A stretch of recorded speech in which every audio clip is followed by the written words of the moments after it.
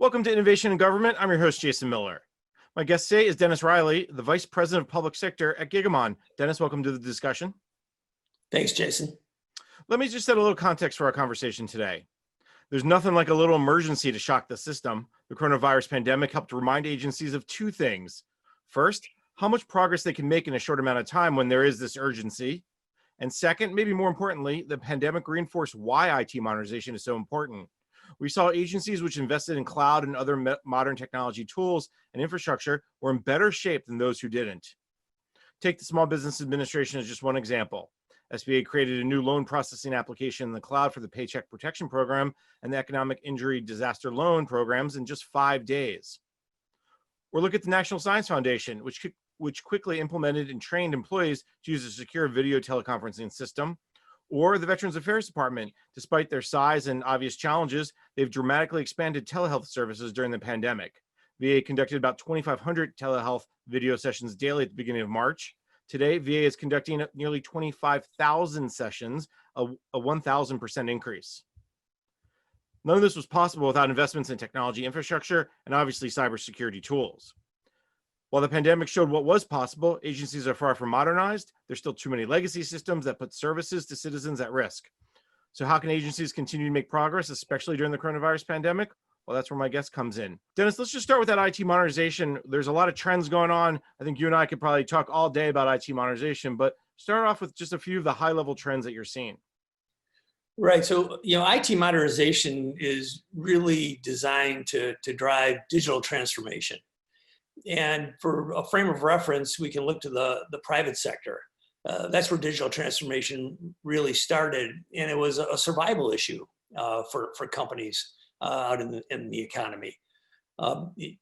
Accenture did a survey and they found that between 2000 and 2020, half of the Fortune 500 companies disappeared. They were either acquired or simply went out of business. And one of the primary reasons was because they didn't navigate digital transformation very well. So you can think of Blockbuster and Netflix, Kmart and Amazon as examples. So citizens got used to having really good customer experiences online by the likes of the companies who successfully made the transition. And they started to expect that from government. So IT modernization and digital transformation became pressure points for agencies to deliver a better customer experience to citizens, companies, whoever their customer was. To do that, they had to do really two things. They had to have online services that ran really well, ran fast, but also stayed secure because citizens needed to have confidence that whatever information they were putting into those systems would remain secure. And it couldn't be an either or. They really had to do both.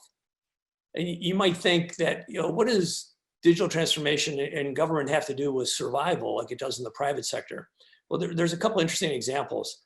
Everyone is familiar with the famous OPM breach. And even though OPM didn't go out of business, some of the responsibilities were transferred to DoD for security clearances because of that security breach. And if we think back to earlier this year at the Iowa caucuses, they were highlighted by the failure of the application that was being used to transmit the information from the caucus sites to the party headquarters to declare the winner in the presidential nominating process. The data was secure, but the applications didn't work. So you really have to do both. And what might be the consequences for the Iowa caucuses?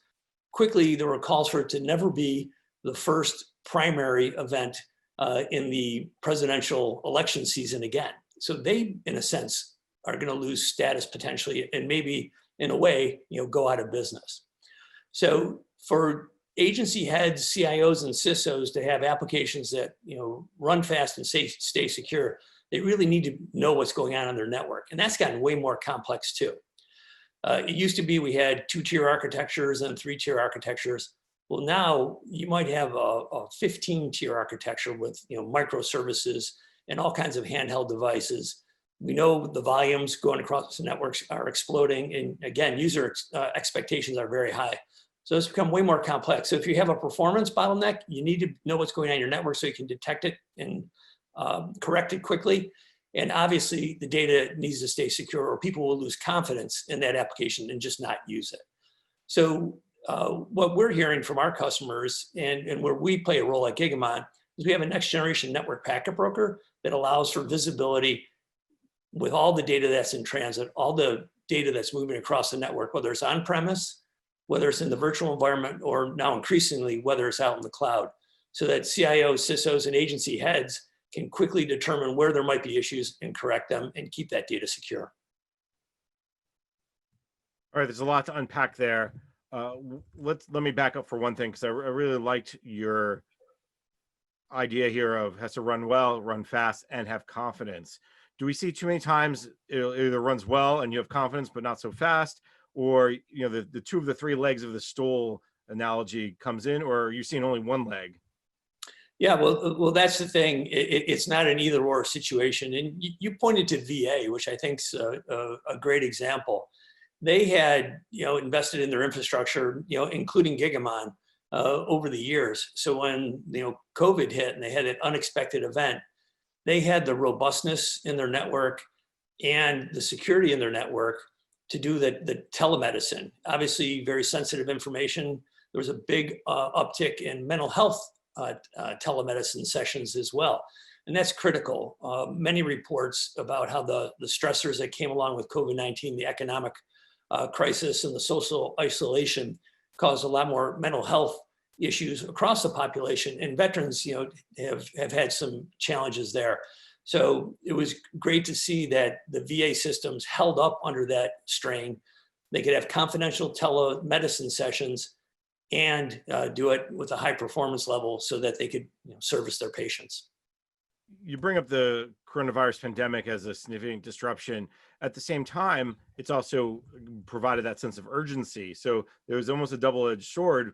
We're all, in the way, a lot of us are suffering from the coronavirus pandemic. A lot of people have lost loved ones. People have gotten sick. But if you look at a silver lining, if there is one, it's agencies have understood of this urgency of what they can get done. Have you seen a disruption, or have you seen, again, the way I put it, a little bit of disruption, but also a lot of silver linings? Yes, I think we have seen both. And, in June of this year, Chris Krebs from Department of Homeland Security, who's the director for the Cybersecurity and Information Security Agency, declared that he thought COVID-19 was one of the primary drivers of digital transformation. And we saw that in a couple of instances.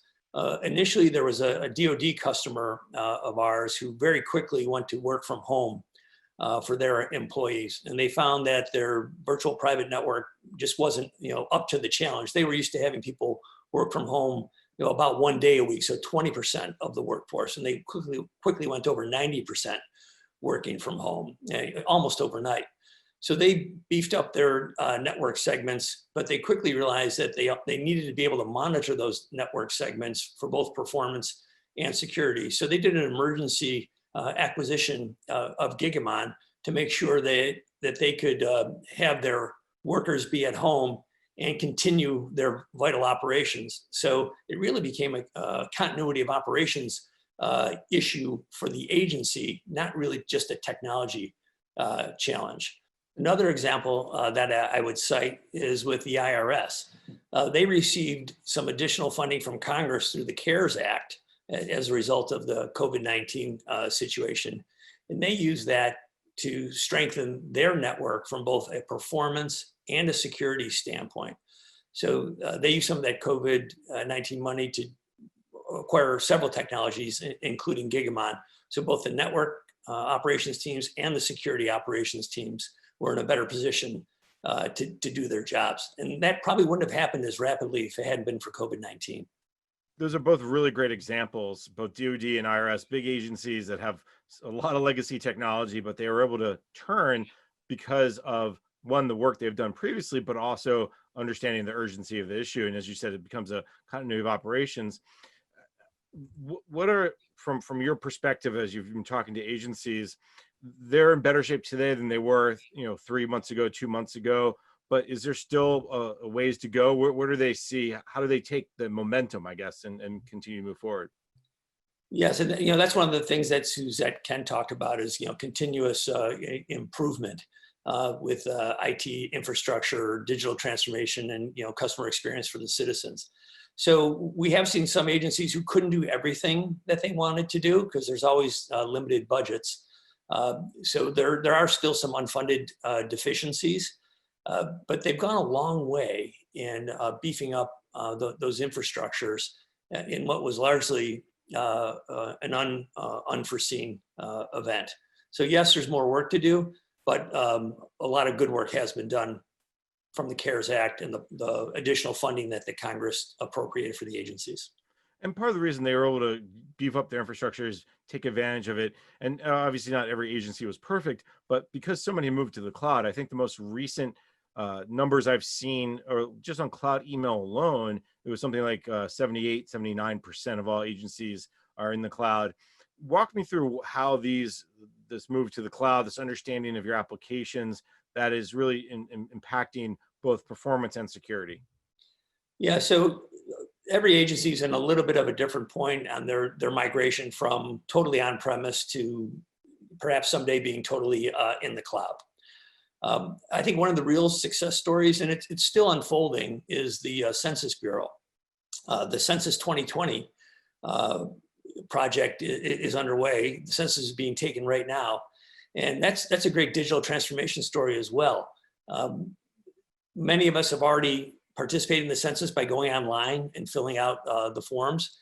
If we are going to have a census taker come to our home, knock on our door and ask us questions, they're going to be using a handheld device.